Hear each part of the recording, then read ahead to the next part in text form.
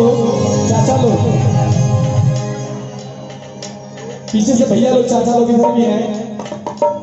प्रेम से बोलिएगा देवी मैया की जय। एक कहावत है, तकदीरें लाख बनती है बनकर बिखर जाती है, तकदीरें लाख बनती है बनकर टूट जाती है। और ऐसे दरबार में वही लोग आते हैं जिनको मानते हैं और हमारे प्रभु बुलाते हैं। पुलिस सांचे दरबार की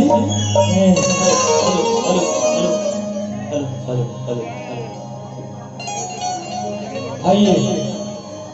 पीछे हमारे हिंदू समाज में रीति रिवाज में एक परंपरा है, कोई भी शुभ काम करने से पहले गणपति महाराज को याद करते हैं कि नहीं करते हैं? करते हैं ना। आज बहुत खुशी की बात है, हमारे गुरु जी परमोस्तवी हम लोग कुछ उत्साह भी नहीं बोलने आता था और अभी भी नहीं आता, हम याद कर रहे हैं। इनका देखने के लिए बहुत इज्जत नाम और कुछ सीखने का मौका मिला। यहाँ तक दूर दूर तक कोई सिखाने वाला नहीं है, केवल खोल दिए अपना पेश देंगे।